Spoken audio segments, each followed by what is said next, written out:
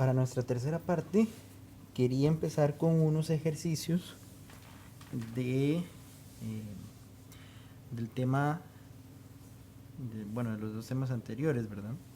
Que tiene que ver con todo lo que es potencial de Nernst, potencial de equilibrio, permeabilidades. Entonces aquí hay una serie de ejercicios que vamos a hacer antes de entrar a el potencial de acción. Y entonces, bueno, el primer ejercicio dice que la siguiente tabla indica las concentraciones de dos iones dentro y fuera de la neurona muy particular. Asuma que la neurona es permeable a iones de calcio y cloro únicamente.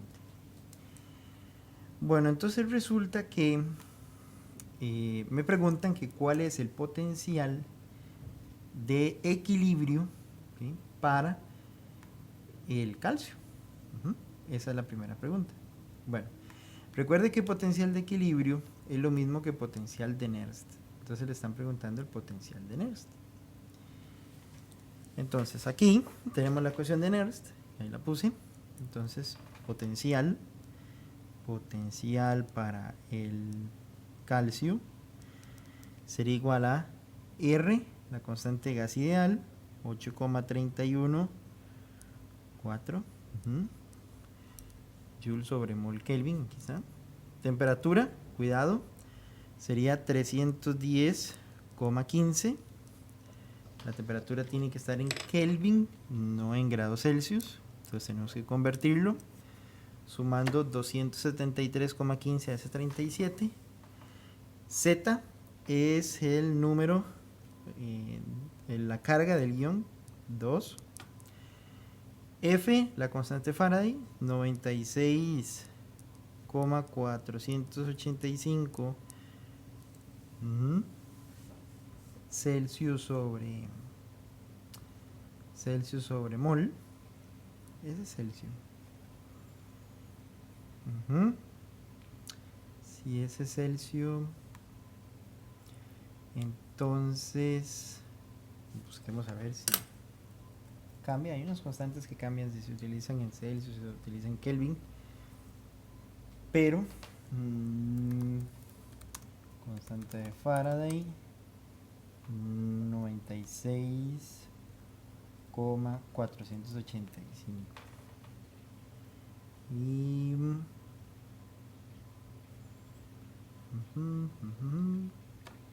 ok, sigo, si no ahorita la cambio por el logaritmo de la concentración afuera para el ion, que sería 120 dividido entre la concentración adentro de ese ion, 0,1.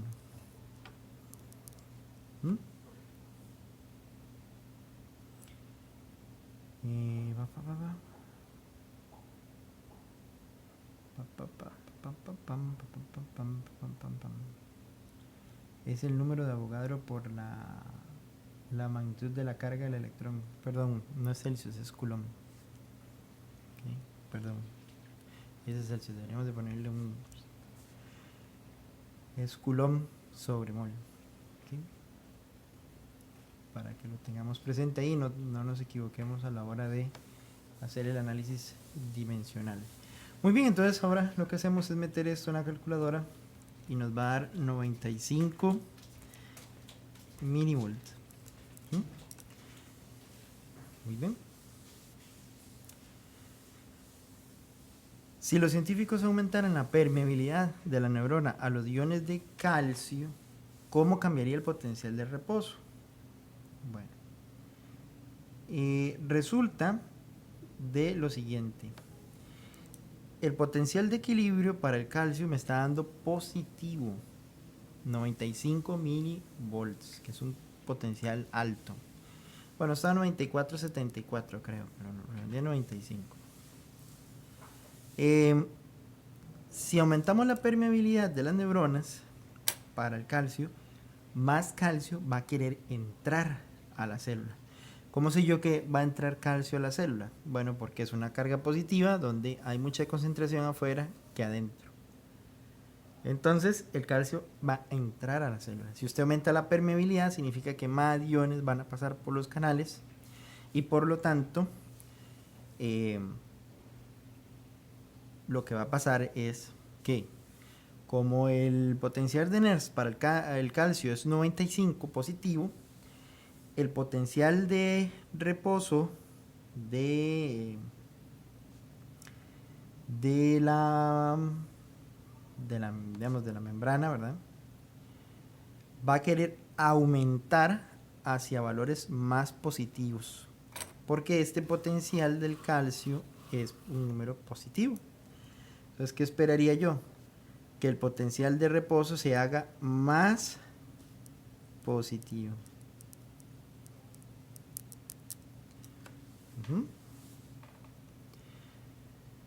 ¿Cuál modificación haría al potencial de reposo de una neurona más positivo?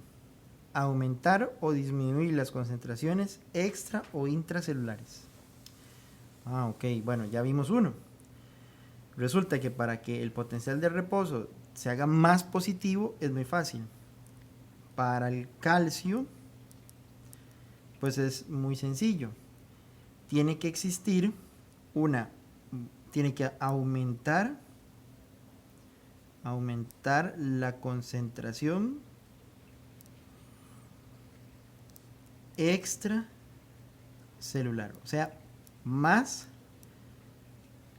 iones de calcio afuera de la neurona.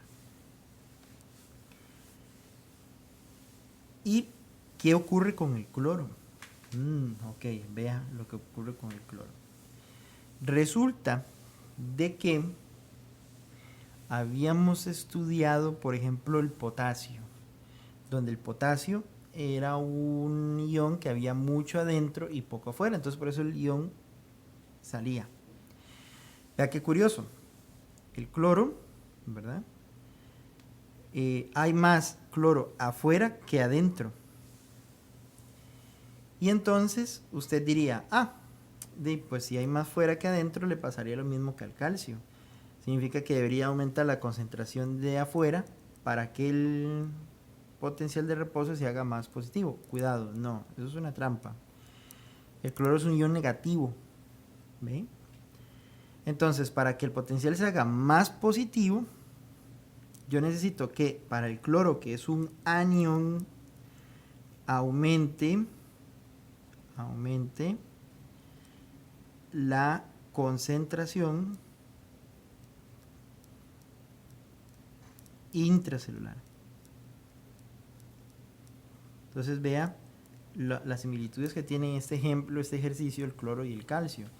Ambos afuera hay más concentración que adentro, pero el calcio, para hacer el potencial de reposo más positivo, deberá aumentar su concentración afuera, mientras que el cloro deberá concentrarlo o debería aumentar la concentración adentro, simplemente porque el cloro tiene signo contrario. Muy bien. Aquí tenemos unos más. Si en la neurona se le estimula de tal manera que su potencial de membrana cambia a 50 milivolts, ¿cuál es el signo de la driving force o de la fuerza de deriva del cloro? ¿Y en cuál dirección estos iones se moverá a través de la membrana? Bueno, resulta que el potencial de reposo del cloro para el ejercicio anterior es menos 35. ¿Okay? ¿Y cómo me da menos 35? Bueno, potencial de Nernst para el cloro sería pues 8,314 por 310,15 dividido entre menos 1 por 9, ya se me olvidó. Vamos a buscarlo. Es para no devolverme, me da pereza. Constante de Faraday. 9,6485 por el logaritmo de... Bueno, y voy a tener que siempre devolverme, ¿verdad? Ah, mira, era 485. Yo sí soy bateador, ¿verdad? Ok. Concentración afuera era 150 y la de adentro es 40. ¿Sí? 150 y 40. Y la constante Faraday era 96,485. Ah, sí, es que yo le puse 9. Le puse la coma antes. Ahí está. Entonces, 96,485. Bueno, ese potencial de reposo me da 35 negativo milivolts. Perfecto, entonces, recordar que el potencial, el driving force o la fuerza deriva es el potencial de reposo menos el potencial de Nernst para el elemento. Entonces, la driving force sería 50, que me están diciendo ahí, menos 35. Y entonces vea qué curioso. En los videos anteriores me había dado que si un driving force era positivo, eso quería decir que los iones deberían de salir, ¿cierto? Pero hay un detalle. El cloro no es un ion cualquiera. El cloro es un ion negativo. Y esta regla era para los iones que eran positivos.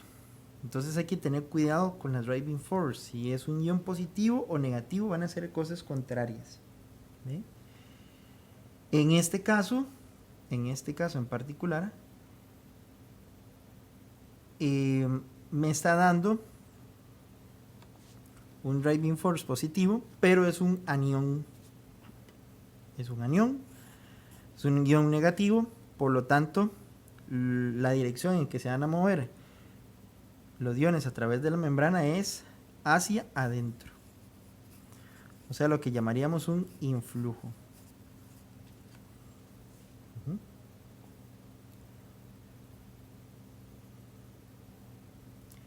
Muy bien.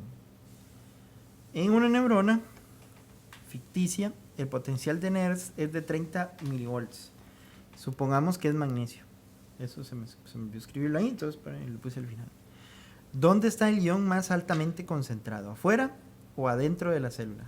Eso está muy fácil. Afuera.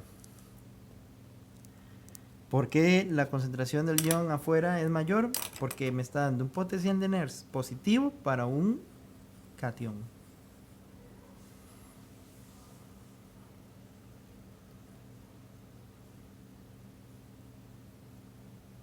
Vamos con la que sigue. Para una neurona el potencial de Nernst de potasio es menos 90 milivolts.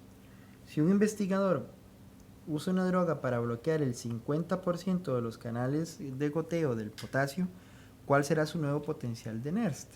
Bueno, recuerde, si estoy bloqueando canales, eso quiere decir que estoy disminuyendo la permeabilidad de los canales a que pase potasio por él. Pero resulta de que el potencial de Nernst no es sensible a la permeabilidad de los canales. Por lo tanto, el potencial de Nernst no se ve afectado. El que sí se ve afectado es el potencial de reposo. ¿Ve? Potencial de reposo de la membrana. Pero el potencial de Nernst no es sensible a la permeabilidad de los canales de potasio. Muy bien. En neuronas en reposo, ¿cuál ion es el más permeable a través de la membrana? Es una pregunta de teoría. El potasio. ¿Por qué el potasio es más permeable? Porque el potencial de Nernst del potasio es muy parecido a el potencial en reposo de la membrana neuronal. Entonces, por eso es que tiene esa característica de que sea el elemento más permeable. Los iones de potasio. Aquí tenemos 3 más. Este está más bonito. Veamos ese. Bueno, hay que leerlo con mucha atención. Dice que la longitud de un axón es 10 milímetros y su tau, su constante de tiempo, es 4 milisegundos. Un cambio de voltaje en un final del axón es de 120 milivolts, el cual da en un cambio de voltaje de 10,35 milivolts en el segmento opuesto, después de que el tiempo es exactamente los 4 milisegundos, o sea, después de que el tiempo es tau. ¿Cuál es la longitud lambda o la constante de longitud lambda de la neurona? Porque este estaba más bonito. Bueno. Este es un problema que se hace en dos pasos. Primero, necesitamos encontrar cómo el voltaje cambia a través del tiempo. ¿Okay? Dice que se alcanzan los 10,35 milivolts después de los 4 milisegundos o un tiempo constante tau después. Entonces hay que recordar eso, ¿ok? Recuerde, el tiempo tau es cuánto tarda el voltaje en levantarse el 63% de su valor. Entonces, claro, vea lo que va a pasar. X por 0,63 es igual a 10,35, porque recuerde que en un gráfico de potencial en función del tiempo, ese tau era el tiempo en que tarda en alcanzar el 63% de carga. Entonces, vea que si yo despejo X me daría 16,5 milivolts. ¿Sí? Ahora, la constante de longitud es la longitud donde el voltaje decrece un 37% de su valor inicial. ¿Sí? Entonces, esta parte lo hemos hecho ya en un ejercicio anterior. Que 120, que era el voltaje inicial, 120 milivolts, por 0,37 elevado a la X es igual a 16,5 milivolts, que era el voltaje que tiene del otro lado del axón. Entonces, si yo vengo y despejo X me dice que va a ser 2. Pero ojo, ¿quién era X? Para nosotros X es la longitud total entre lambda. Entonces lambda va a ser igual a L entre X, que sería igual a 10 entre 2, y eso me daría 5. ¿Okay?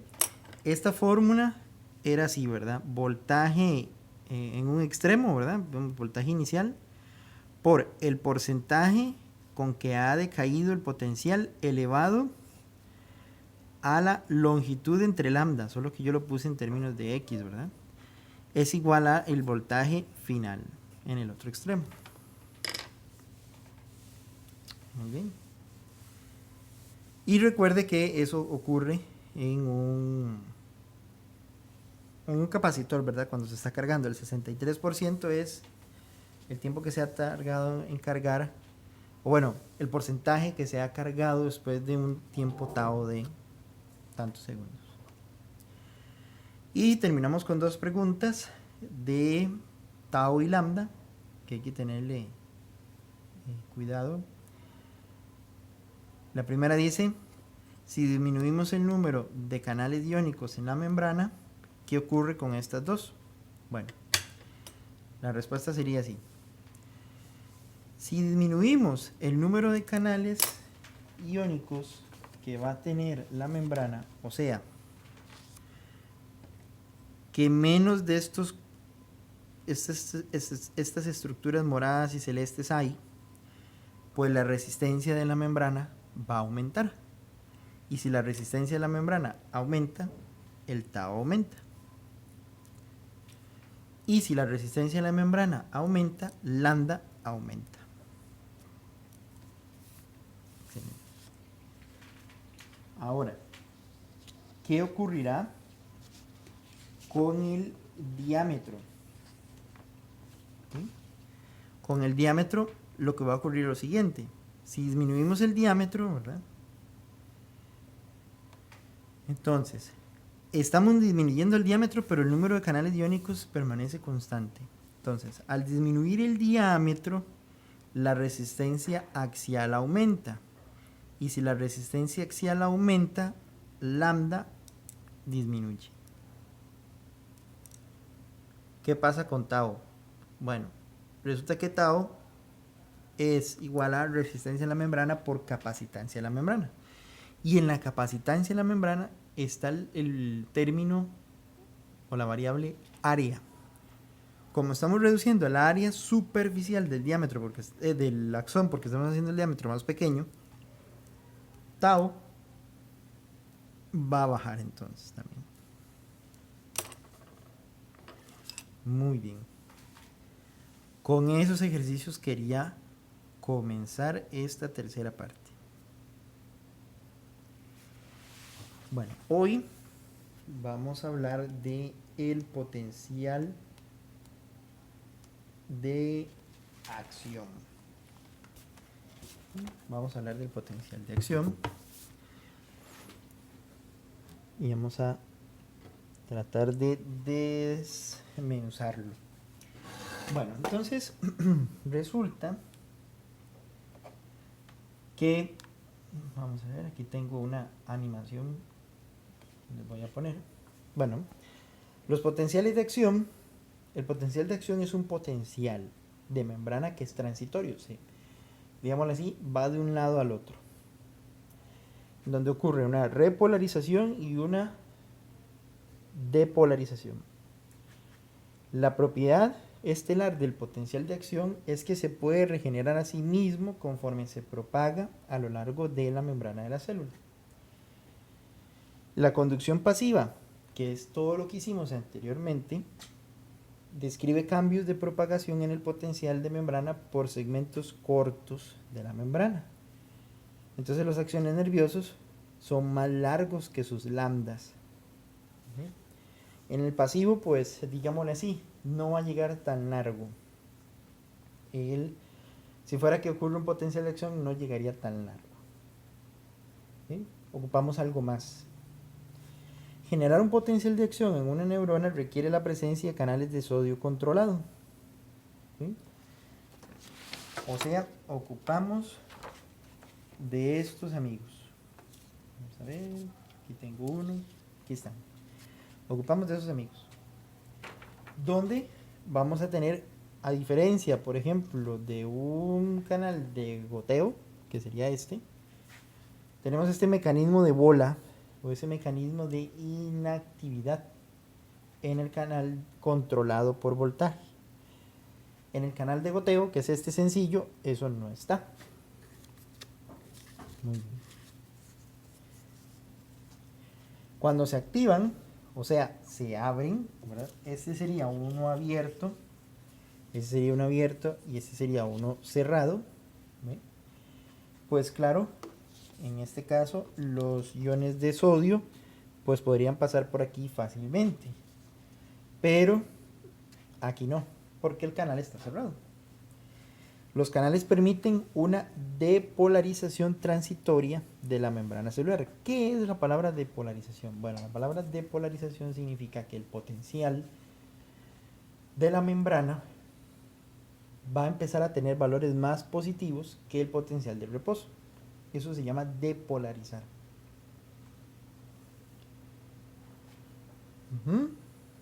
Y entonces, cuando se activan, voy a volver a la misma idea, permiten una depolarización transitoria en la membrana celular y la creación de una corriente local lejos del sitio de depolarización. Entonces digámosle que es así como una onda viajera, ¿verdad?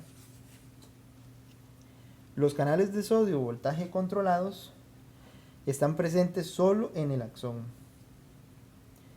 Los cambios en el potencial de membrana pueden ocurrir en las dendritas neuronales y el cuerpo celular, pero no conducen potenciales de acción. Es algo muy importante. Hay cambios de potencial ahí, pero no conducen los potenciales de acción. Eso llega a formarse el lugar donde un potencial de acción se inicia se llama montículo del axón y posee una densidad de canales de sodio voltaje controlado muy alto. Aquí está. Justamente donde va a empezar el axón, ¿verdad? El potencial de acción posee fases y ocurre porque la conductividad de la membrana para el sodio y para el potasio es activado por los canales de voltaje controlado de el sodio y el potasio. Muy bien. Estos canales contienen localizaciones que sirven como compuertas, permitiendo o evitando el paso de iones a través del canal. Lo que le decía, el mecanismo de la bolita, ¿verdad? Esto es un canal abierto, activo, y este es un canal que está abierto, pero que está inactivo, porque esa bolita, ese mecanismo de inactividad, se mete exactamente en el canal. Entonces, claro, cuando el sodio viene aquí y quiere entrar, se topa con la bolita. Mientras que si el sodio viniera aquí, pues pasa sin ningún problema. El sodio tiene, el canal de sodio tiene una compuerta de activación e inactivación que se mueve por la depolarización de la membrana. Entonces esa bolita se mueve por la depolarización que ocurre. Pero con abertura y cerradura atiempado. ¿Qué significa eso? Bueno, significa que la bolita se va a mover, por ejemplo, se va a quitar de aquí muy rápido, pero el mecanismo o el tiempo que necesita el canal de sodio para que la bolita se meta aquí de nuevo no ocurre a la misma velocidad que en el proceso de abertura. Y el juego de estas dos habrá un estado abierto y cerrado. Entonces un estado cerrado, por ejemplo aquí, este sería uno cerrado, este sería uno abierto y este sería uno inactivo, que los vamos a ver más adelante ya en una figura propiamente de un potencial de acción. Cuando una neurona está en reposo, los canales de potasio están abiertos. Entonces vamos a tener uno abierto, aquí está. Este es un abierto y el potasio felizmente aquí, ¿verdad? Pues pasa, no hay ningún problema. Cuando una neurona está en reposo, los canales de potasio están abiertos y establecen el potencial de reposo, como ya lo hemos visto todo en la lección anterior. Hay numerosos tipos de canales de voltaje K controlados, pero están abiertos. Conforme la membrana está depolarizada, se cierran. Y cuando se repolariza hacia el potencial de reposo de la célula, ¿verdad? Eso es lo que va a pasar con los canales de potasio, pero ya ahorita lo vamos a ver en un dibujo más explícito para que lo vean.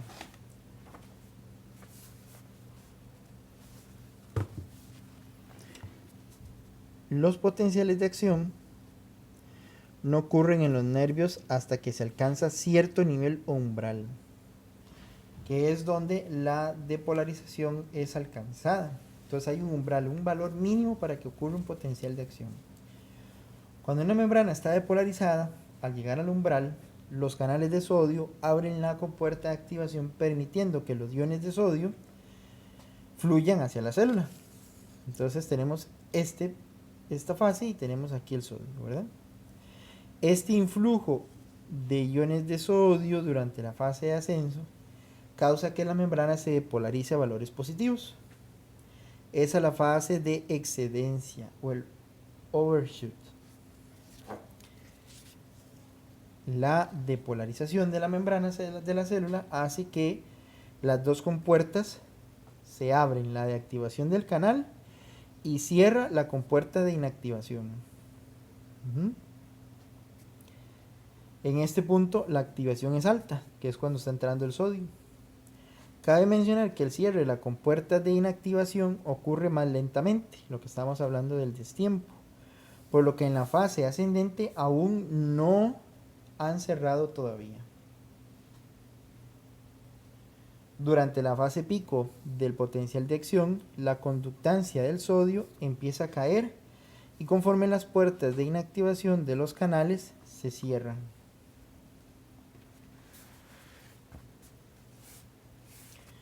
Entonces, vean, vamos a hacer hasta aquí. Y voy a poner un alto. Y ahora sí, les traigo el dibujo. Aquí está. Este es el dibujo. Entonces, póngale mucha atención a lo que vamos haciendo. ¿Sí? Este punto 1 es el punto de reposo. En el punto de reposo, el canal de sodio está cerrado, ¿verdad? Y el canal de potasio está cerrado. ¿Sí?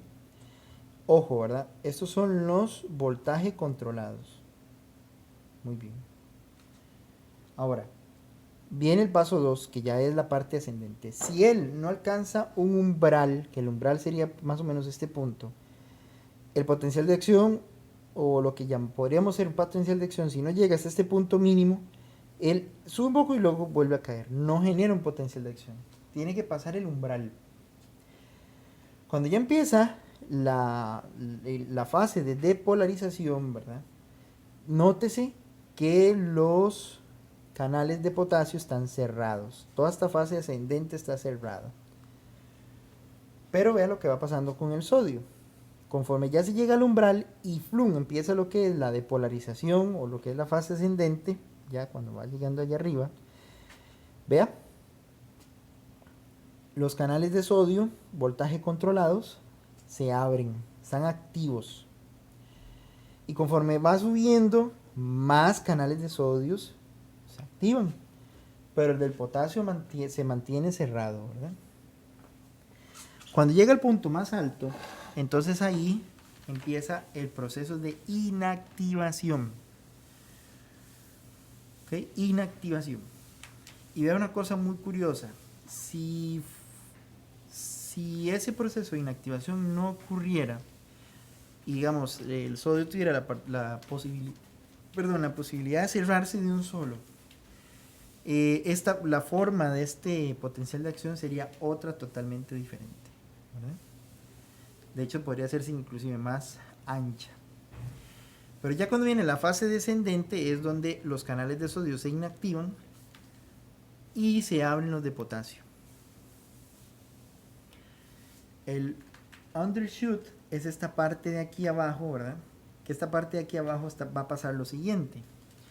Todavía los canales de potasio están abiertos, están activos, pero van a ir cerrándose conforme el potencial otra vez vuelve al reposo. Y los de sodio que estaban inactivos, ¿verdad? Provocan que el canal se cierre y una vez que se cierra, la bolita se sale de ahí.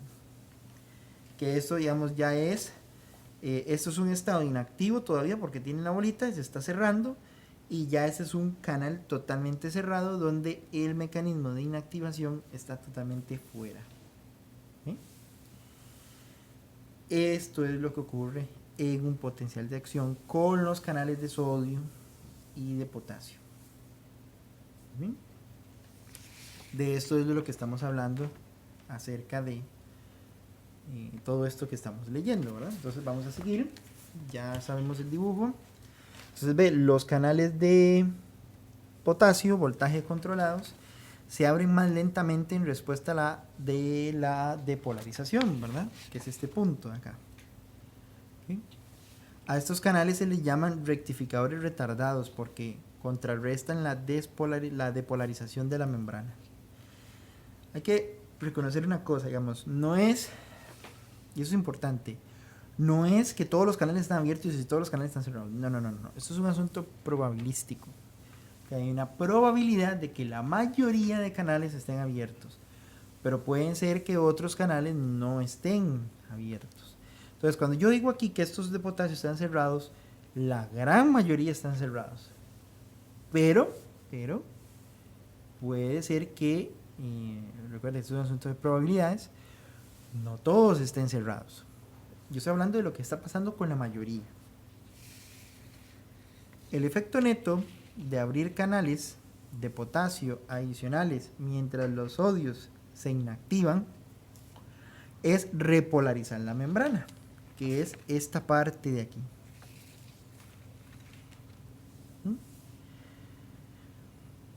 De nuevo a su valor de reposo.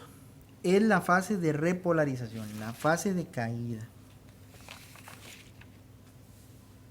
A medida que la membrana continúa repolarizándose, el potencial de la membrana puede volverse más negativo que en su nivel de reposo, que es acá, esta parte de aquí. En esta fase los canales de potasio activados por voltaje permanecen abiertos, lo que permite un mayor flujo de iones de potasio en salida por su gradiente de concentración. En esta fase, entonces aquí, de eso estábamos hablando, ¿verdad? La idea es que acá todavía el potasio siga saliendo de la membrana. Bueno, saliendo del axón, perdón, pasando a través de la membrana.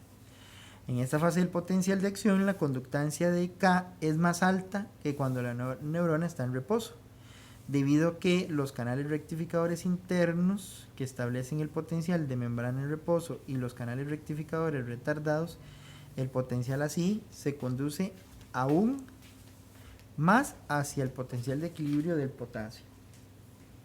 ¿Sí?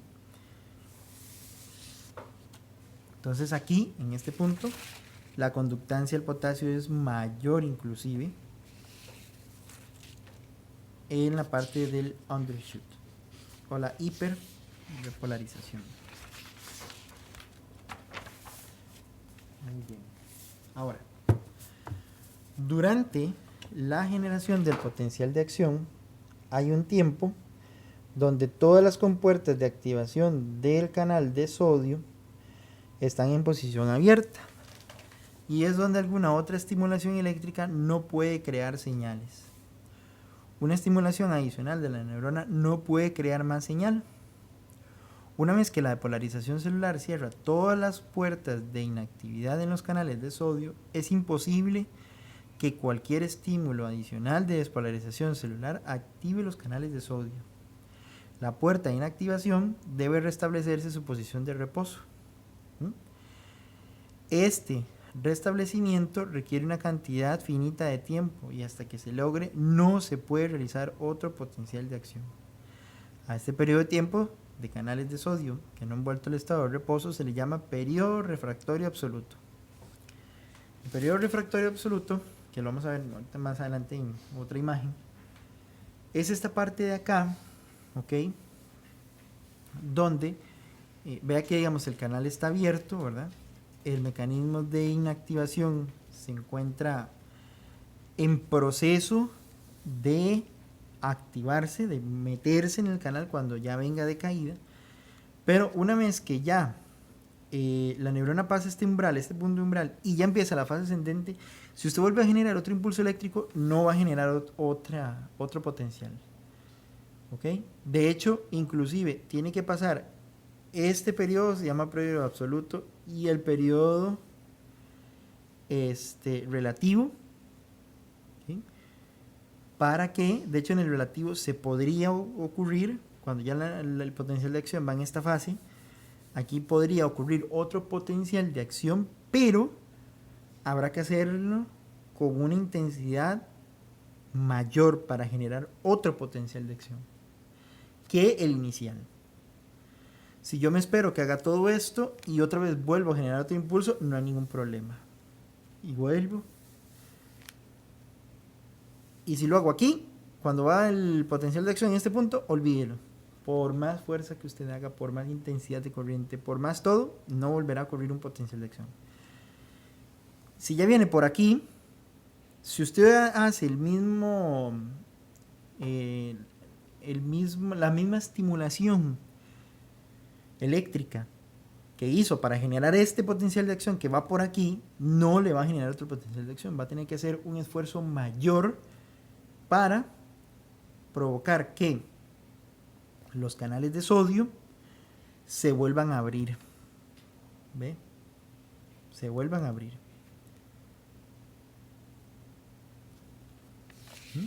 Entonces a esta parte de aquí se le llama periodo refractario absoluto. Y lo que hace es limitar la tasa de disparo de los potenciales de acción. También previene que los potenciales de acción viajen en reversa en un axón. O sea, no puede ir hacia atrás. Solo va en una dirección, hacia adelante, buscando la parte sináptica de la neurona. Después de este periodo refractario absoluto, las neuronas entran en una fase en donde se generará otro potencial de acción si un estímulo más fuerte que el normal se aplica a la neurona. A este periodo se le llama periodo refractario relativo, ya que los canales de sodio, algunos, están disponibles para la abertura. ¿Sí? Entonces en este punto es donde ya hay algunos donde están aquí, así, y hay otros en que todavía están inactivos. ¿Sí? Entonces aquí, en esta fase de acá, es donde está el periodo relativo refractario. Que podría ocurrir un potencial de acción, pero solo si le hago un mayor esfuerzo. Vamos a ver este. Sin embargo, estos canales umbrales de despolarización más alta y están abiertos, mientras que los de conductancia del potasio es aún más alta que en el estado de reposo. Por lo tanto, se requiere un estímulo despolarizante más fuerte para abrir esos canales disponibles. Eso es lo que ocurre en el refractario relativo, ¿verdad? ¿Ve? Entonces aquí es que la conductancia acá es muy alta. ¿Ve? Entonces ahora tenemos un ejercicio. Un cambio positivo en el potencial de membrana se llama depolarización, y un cambio negativo se llama hiperpolarización. Depolarización, repolarización, hiperpolarización. ¿Cómo cambia la membrana en su potencial cuando muchos canales de sodio en la membrana repentinamente se abren? ¿Dónde estoy? Aquí. Repentinamente se abren, pasan a ser activos. Bueno, el potencial de membrana se hace más positivo. Y si los del sodio se cierran y se abren los del potasio, el potencial de membrana se hace más negativo. Cerrados, bueno, en este caso inactivos, que no es lo mismo inactivo que cerrado, ojo, pero el asunto es que no pasan sodios, mientras que el potasio sí. Entonces ya es la parte donde el potencial se va haciendo cada vez más negativo.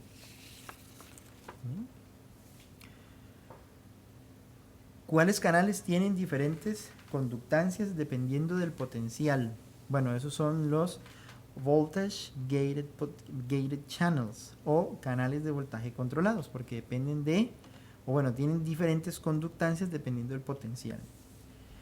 ¿Cuáles canales tienen una conductancia y permeabilidad constante? Esos son los passive leakage channel, que sería, este es un passive leakage channel y este es un voltage gated channel para el sodio.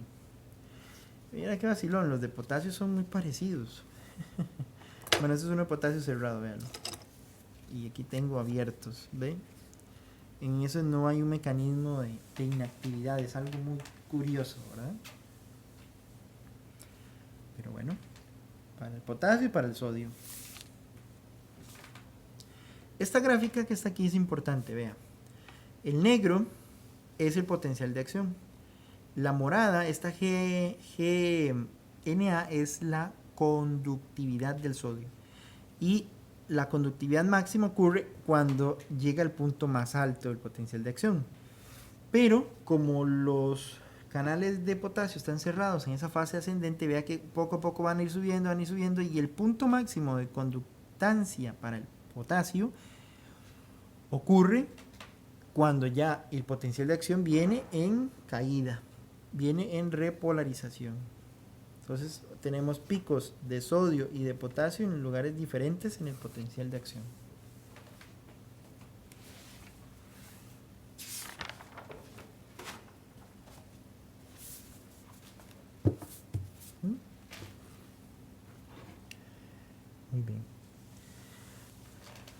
Entonces, voltaje muy positivo, voltaje muy negativo. Voltaje muy positivo, abierto, voltaje muy negativo, cerrado. Ejercicio para el sodio, ¿verdad? Un canal de sodio, voltaje controlado, estaría 100% abierto a menos 40. En un potencial de membrana, eso es falso. Ok, estaría un 100% cerrado a unos menos 80. Aquí véalo. Aquí está totalmente cerrado. ¿Sí? Tal vez nos sorprenda que los canales controlados por voltaje, sodio y potasio no se abran al mismo tiempo. Ambos tienen una alta probabilidad de estar abiertos en potenciales de membrana altos.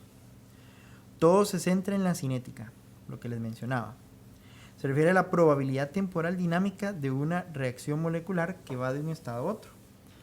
Los canales con una cinética alta son capaces de ir de un estado al otro rápidamente. Una cinética alta. Ir de cerrado a abierto muy rápido. Ahora analicemos la velocidad de activación e inactivación, ¿verdad? Entonces, vea la velocidad. Alta, baja, baja. Ojo.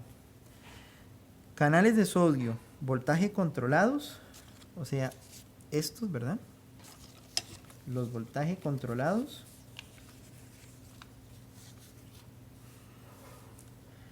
Activación y desactivación. Activación es este. Y desactivación, este. Entonces ahí la velocidad es alta. Porque pasamos de activos a inactivos en un breve tiempo. Voltaje de sodio, bueno, canal de sodio, voltaje controlado, inactivado. ¿Okay? Inactivado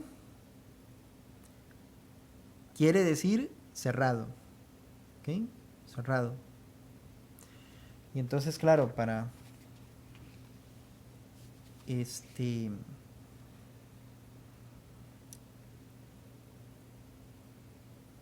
tenerlo otra vez en ese mismo proceso de cerrado, ¿verdad? Vea todo el tiempo que tiene que pasar, una velocidad muy baja. Y de hecho, vea qué interesante. Para pasar de cerrado a desactivado, ¿verdad? Ok, requiere aún un poco, digamos, requiere más tiempo, porque aquí están inactivos, aquí vienen bajando y vienen inactivos. Pero es este proceso de hiperpolarización que se encuentra aquí, ¿verdad? Que es donde muchos dejan de estar inactivos a estar cerrados. ¿Ve? Entonces es un proceso lento para lo que es la inactivación del voltaje de sodio. Mientras que el canal de sodio voltaje controlado, la activación y la desactivación es baja. Porque vean, aquí está cerrado, cerrado, cerrado, cerrado, cerrado, cerrado. Abierto, abierto, abierto, abierto, abierto, abierto, abierto, abierto. Y aquí viene el proceso en que se empiezan otra vez a cerrar. Vea todo lo que pasó. Claro, es una velocidad baja.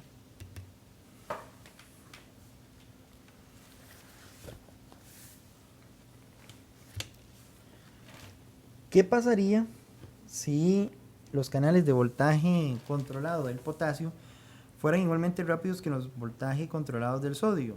Pues el potencial de acción no ocurriría. Tiene que haber un desfase de tiempo. ¿Qué causaría el periodo refractario relativo? ¿Qué causa? Bueno, el relativo es que los canales de potasio, voltaje controlados, estén abiertos. Este es el periodo relativo refractario.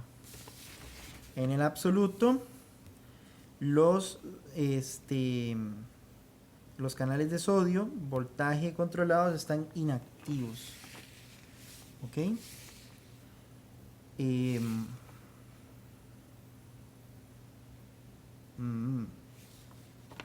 Creo que yo cometí un error, ¿verdad? Y es que esa es la imagen que le iba a mencionar ahora más adelante. En el absoluto, ok, vea una cosa. El absoluto es toda esta parte, ¿verdad? Y de hecho creo que me faltó un pedazo más de acá, como la mitad, más o menos. y el absoluto es como de la mitad de acá para hacia abajo, ¿verdad? Hacia la derecha. ¿Ok? Entonces yo creo que no. Los canales de sodio voltaje controlados están inactivos. Es esta parte aquí de inactividad.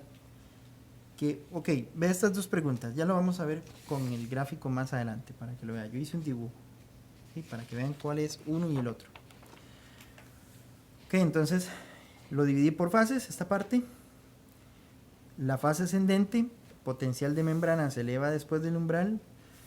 Los canales de voltaje controlados del sodio se abren muy rápido. Entonces el sodio tiene una alta conductancia. El sodio entra a la célula.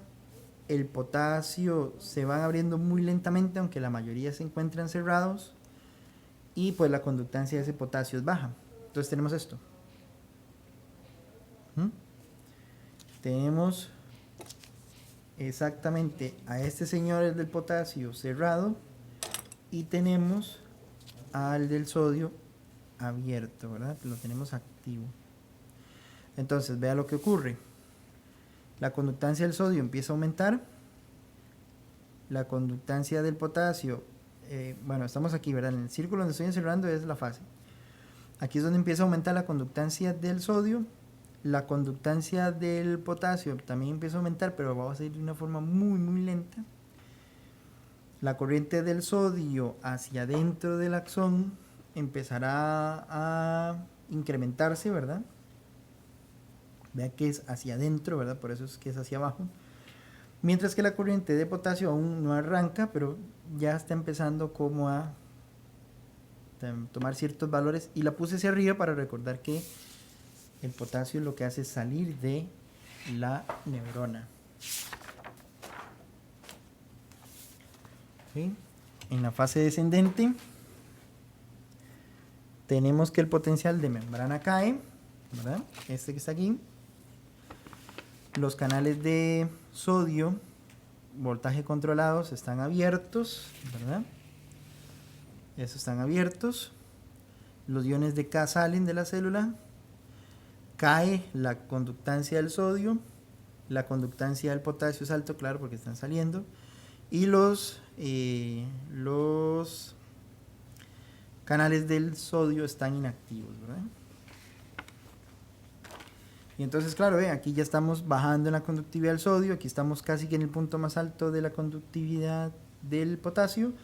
La corriente del sodio ya viene en descenso, mientras que la corriente del potasio ya viene en ascenso, ¿verdad? Llegó al punto máximo, pero ya después de este punto empieza a caer levemente hacia el undershoot o la hiperpolarización, que es que el potencial de la membrana es más negativo que en el reposo. ¿Ok? Estamos hablando de este punto de acá. Los canales del potasio comienzan a cerrarse, ¿verdad? Pasan de activos a cerrado. Los canales del sodio se mantienen inactivos y empiezan a cerrarse, que es este proceso. Y entonces ya aquí estamos graficando, pues ya estamos casi que al final. La conductividad del sodio es casi en cero, la conductividad del potasio casi en cero, la corriente del sodio casi en cero y la del potasio de nuevo casi en cero, llegando al undershoot y de nuevo llegar al reposo. Bien, aquí tenemos un ejercicio. ¿Cuál de los siguientes? Bueno, ¿cuál es el estado de las compuertas de activación e inactivación de los canales de sodio? Entonces, compuerta de activación. La compuerta de activación se dice que está cerrada.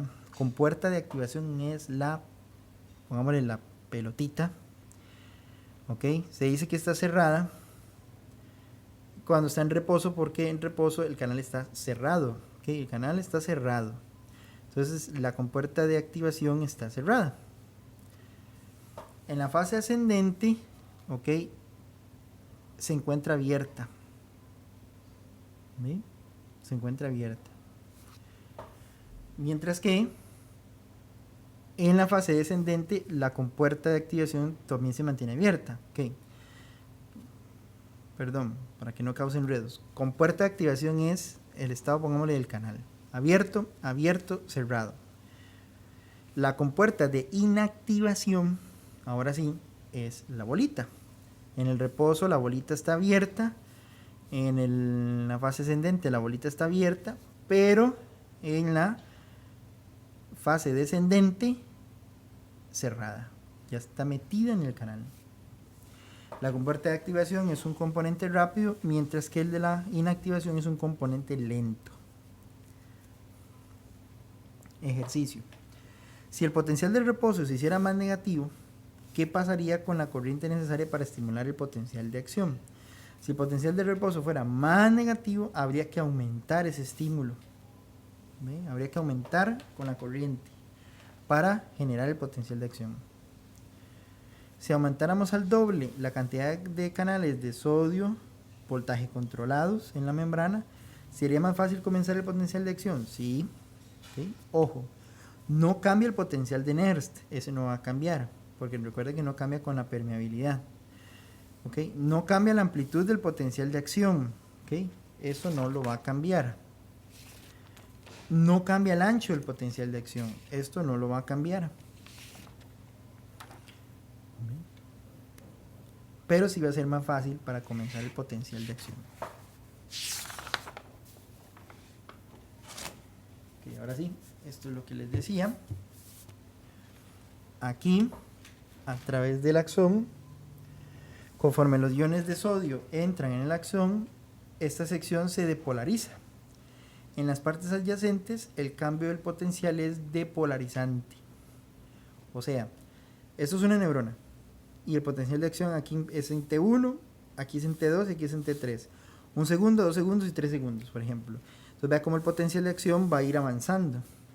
Lo que hace es que una vez que genera un potencial de acción aquí, en la parte que sigue va a depolarizar a la membrana para generar otro potencial de acción y así sucesivamente. El potencial de acción en una sección de la membrana puede iniciar así el potencial de acción en las secciones adyacentes. Ojo, cuidado con esto. Esto es un gráfico de potencial tiempo, pero esto es un gráfico de potencial desplazamiento. Vean que son casi que, podemos decir que al revés. Y este es el gráfico que les quería enseñar, ¿verdad? ¿Qué es? Ojo, ese es el periodo refractario absoluto. Aquí por más que usted intente hacer un impulso de acción, de potencial de acción, no lo va a lograr. ¿Ok? No lo va a lograr. Porque, bueno, ya en esta parte es donde los canales de sodio están abiertos, así provocando que entre sodio, pero ya cuando empieza a bajar en este punto es donde los canales se inactivan. En el relativo es donde están todavía inactivados, pero hay otros que ya empiezan ese mecanismo de cierre, ¿verdad? Y ya cuando está en este punto, ahora sí, tenemos los dos canales cerrados y es donde en este punto ya aquí ya no es periodo refractario y ahí usted puede empezar otro potencial de acción. Muy bien. Ahora, ¿qué ocurre si en un axón es estimulado en la mitad de su longitud? Es una buena pregunta.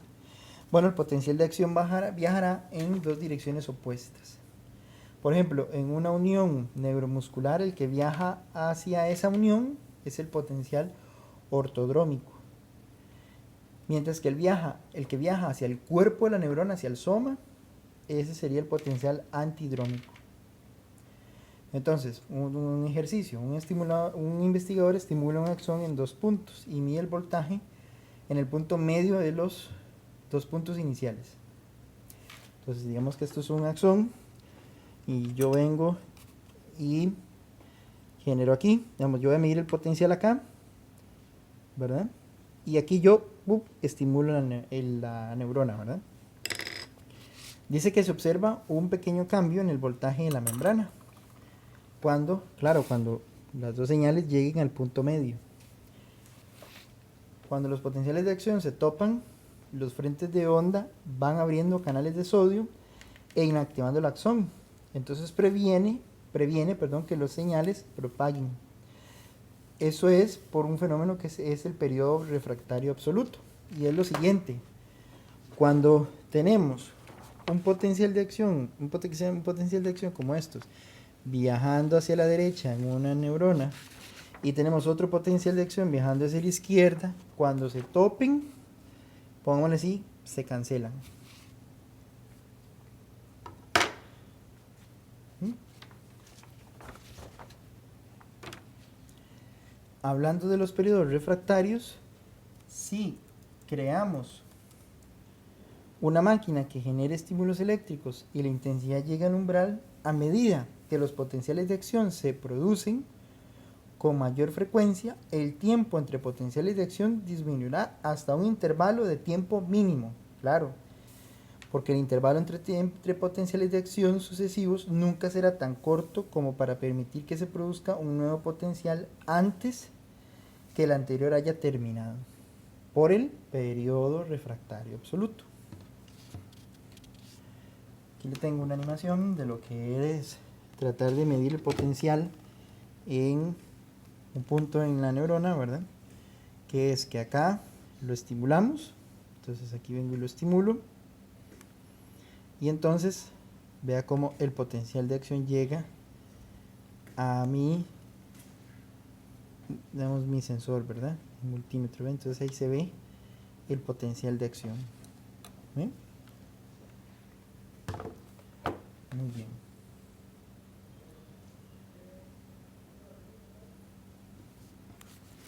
Entonces recuerda que hay un tiempo mínimo y ese tiempo mínimo lo marca el refractario absoluto. El refractario absoluto. Durante el tiempo que una sección de la membrana de la axón produce un potencial de acción, es incapaz de responder, eso se llama refractario, a una estimulación adicional. Aunque hay un estímulo en que se produce un potencial de acción, no tendrá efecto sobre la membrana. En lo absoluto no puede responder a ningún estímulo posterior, que ese es el refractario absoluto. La transición de los canales de sodio cerrados al estado inactivo, del estado inactivo al cerrado, no ocurre en todos los canales al mismo tiempo. Cuando hay suficientes canales de sodio en el estado cerrado, es teóricamente posible estimular el axón nuevamente con un estímulo intenso más alto. ¿Ven? Entonces yo ocupo que haya suficientes canales de sodio en estado cerrado. Pero sin embargo, mientras que los canales de potasio sigan abiertos y la membrana está en proceso de repolarización, los iones K que salen deben dejar de hacerlo, ya que lo que provoca es que sea más difícil la depolarización del axón hasta el umbral. Solo un estímulo muy fuerte y producir un segundo, puede producir un segundo potencial de acción.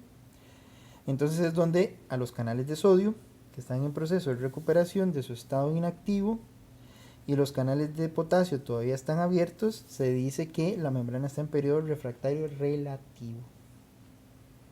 Entonces mientras sigan estos amigos saliendo de la neurona, va a costar más generar un potencial de acción. ¿Sí? Y hasta aquí llegaría nuestra tercera parte de las propiedades eléctricas de la neurona. Seguiremos hablando después de propiedades de cables de un axón. Muy bien.